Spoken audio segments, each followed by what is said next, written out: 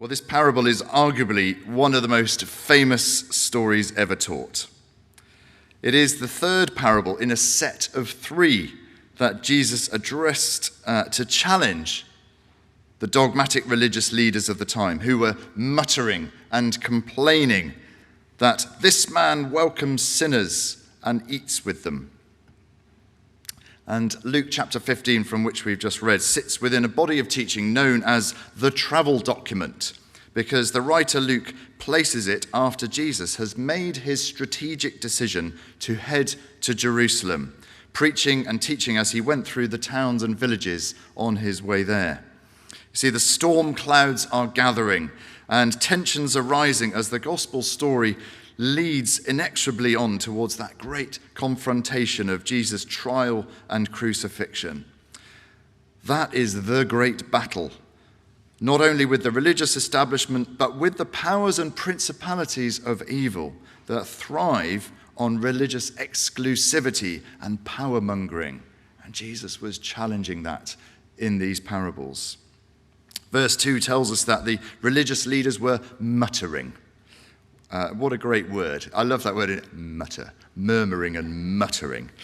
They were complaining about Jesus' apparent acceptance of people like tax collectors and prostitutes.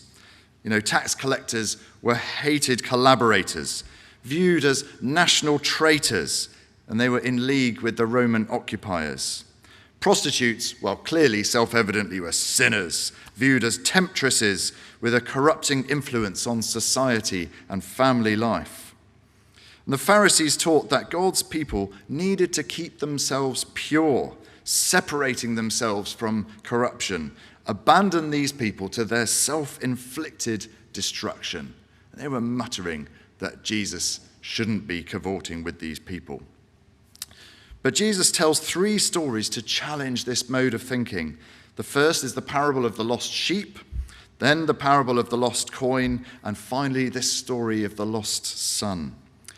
Note that the focus shifts from business to home to family relationships as the stories progress. Jesus dials down to the heart of the matter. 1 sheep out of 100, then 1 coin out of 10, and finally 2 sons and a father. And Kenneth Bailey, to whom I'm very grateful, one of my favourite theologians, suggests that this parable should be called The Compassionate Father and the 2 Lost Sons. It isn't quite as catchy as the usual title of The Prodigal Son. But it does, however, highlight the fact that we often concentrate on the younger son and his behaviour when Jesus actually wants us to observe the behaviour of all 3 characters.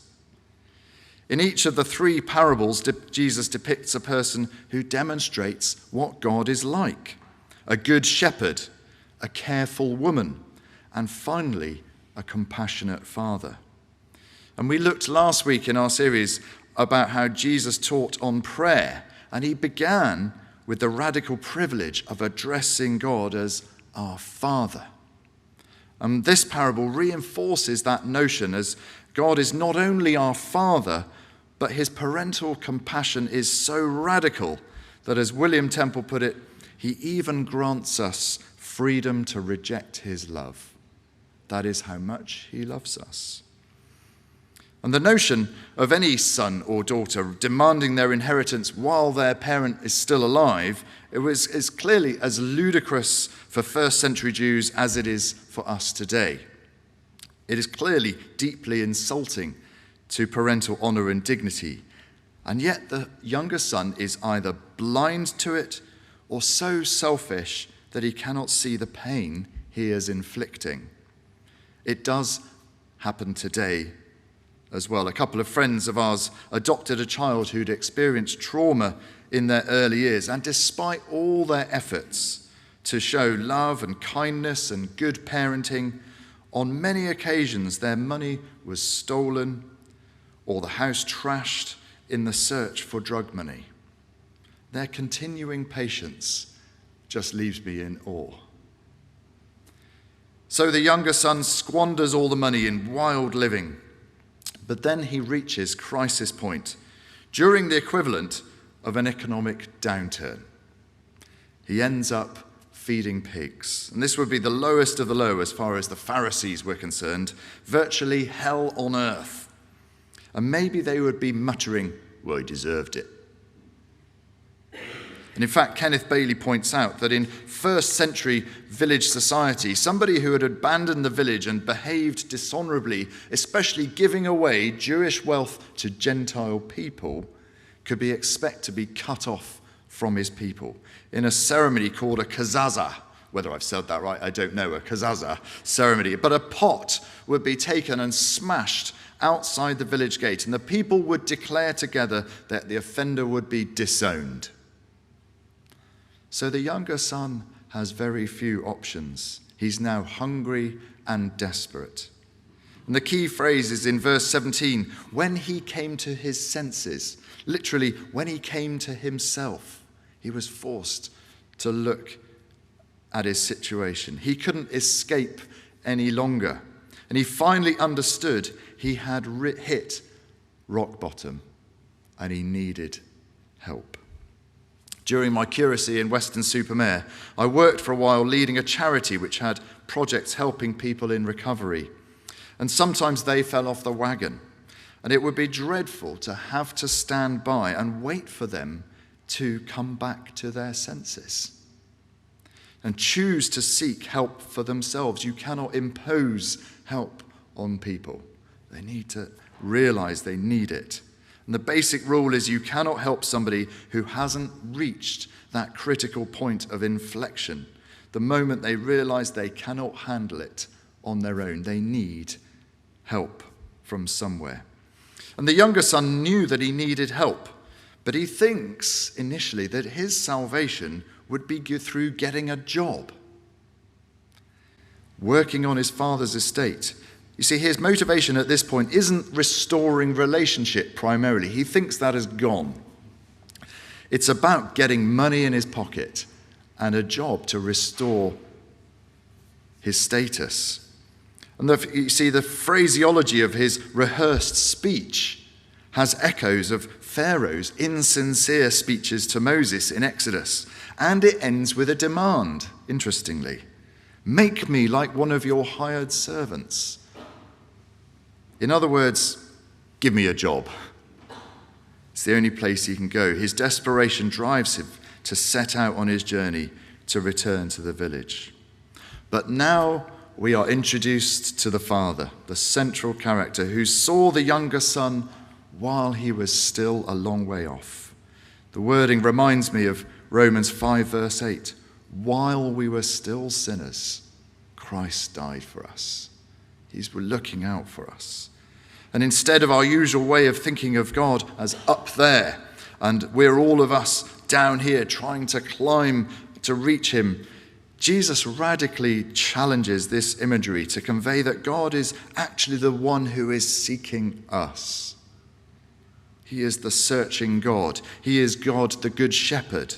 God, the woman searching for the lost coin. God is the one actively seeking reconciliation with his lost children, all of us. Apparently, Arab and Muslim critics of Christianity point to this parable as evidence that one can merely be saved through merely repentance. That's it, that's all that's necessary.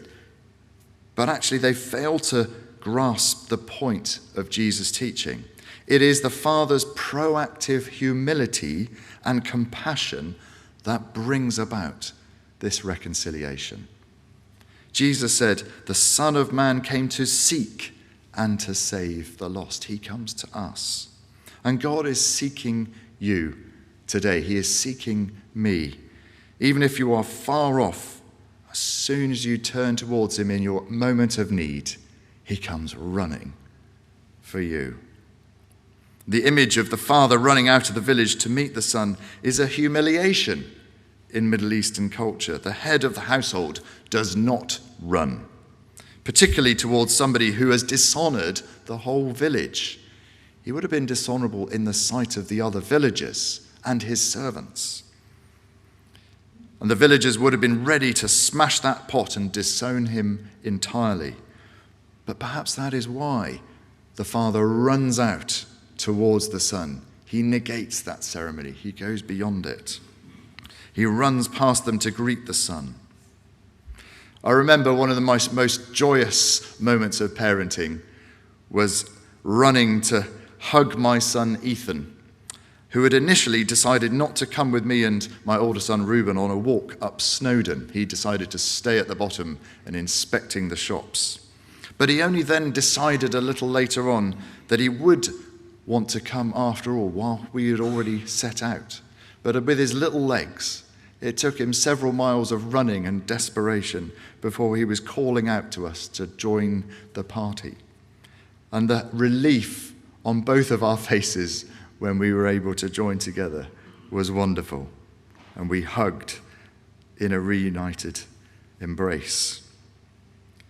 The father threw his arms around his son and kissed him, even before any repentant speech had taken place. The younger son's plans for earning his way back to acceptance are completely washed away in a flood of the Father's love and compassion. Romans 2 verse 4 tells us this, that it's God's kindness that leads to repentance. And we see that demonstrated by the revised shortened speech of the son in verse 21. He never gets to the point of asking for a job. He actually ceases. I'm no longer worthy to be called your son.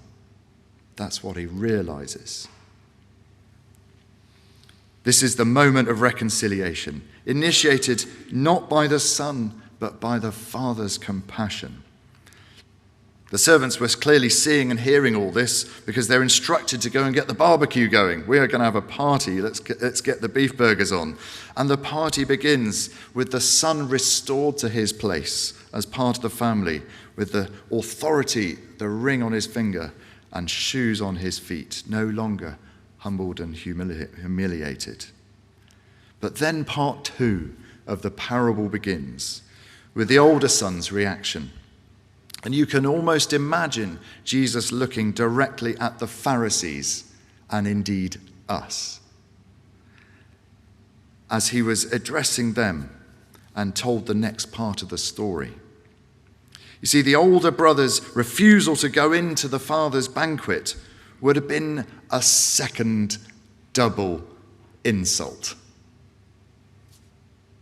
It would have been an insult to the father's honor and dignity. And yet again, the father humbled himself by going out of the party, leaving his guests behind to plead with him, to plead with his son. A second humiliation. And so this parable is all about sonship versus servanthood. The younger son didn't care that he'd lost his sonship. The older son didn't realize he still had it. And they both, in their different ways, assumed the roles of servants, when actually the father just wanted them to keep their roles as sons. And the older son condemns himself by his own angry words. Look, all these years I've been slaving for you and never disobeyed your orders. Yet you never even gave me a young goat so that I could celebrate with my friends. The older son doesn't even address the father with respect. He would have said, "Oh, my father," or at least, "Oh, my master." But he says, "Look, all these years I've been serving you." Disrespectful. There is a danger in us, perhaps even in church life, that we only get involved out of a sense of duty or even guilt. Maybe anger can drive all that we do. Are we serving the Lord out of love or to earn favor with him or with one another? It's a challenge for all of us. Is it more important for us to be righteous or to actually share cheerfully and lovingly bringing about the Lord's loving purposes for our community? At the beginning of the parable, it tells us that the father divided his wealth between the two sons. So the older brother knows he has an inheritance to come. But he still says, "You never even gave me a young goat so I could celebrate with my friends." Hope of glory is sometimes not enough for those who want their reward and their thanks here and now. And the older son failed to recognize the banquet is actually the celebration of family reconciliation and unity. The fatted calf was not killed so that the younger son could just go off and celebrate with his friends. No, this was the father's celebration. This was the father's choice to celebrate the family being back together again. And Jesus invites us to join in with the Father's celebration. The heavenly banquet is served, and we are invited in. So will we join in? Do we go in, or do we refuse and stay outside? Will our pride and misplaced anger keep us from celebrating? And then, of course, the parable ends with a question hanging in the air. The missing climax to the story, as Kenneth Bailey puts it. What did the older brother do in the story? What would the Pharisees do? Sadly, history tells us the epilogue to the parable. The older brother refused to go in and instead dragged the father outside the village and crucified him. Jesus said, "If you've seen me, you've seen the Father." And he takes the place of the father in the story, humbling himself to plead with everyone, be reconciled to God. And we can either take our step towards him, broken as we are, or we can refuse to join in the celebration. That is the choice that's put before us all. But let's recognize how loving God is. I'd like to finish by telling you the story of Rick Hoyt. You've probably heard it before. But when he was born in 1962, complications at birth meant he was left quadriplegic. His parents, Dick and Judy, were told that there was no hope for his development. But despite being told he would only be a vegetable, they resolved to raise him as normally as possible. And they got a group of engineers to develop an interactive computer system so that he could communicate his thoughts just with the slight movements of his head that he could manage. But at the age of 15, Rick asked his father if there was any way he could participate in a 5-mile charity run for a local sportsman who had been paralyzed in an accident. So Dick agreed to push Rick along in his wheelchair. And they finished nearly last, but Rick was elated by this achievement. And he said that for the first time in his life, he just didn't feel disabled. So spurred on by this revelation, Team Hoyt, as they became known, started entering more and more races until they were entering marathons. And then from there, the Ironman challenges across America. The rest of the story, as they say, is history, but it's a powerful reminder of our Father's love and commitment towards us. He gave everything so that we might have life in its fullness if we will take part with him.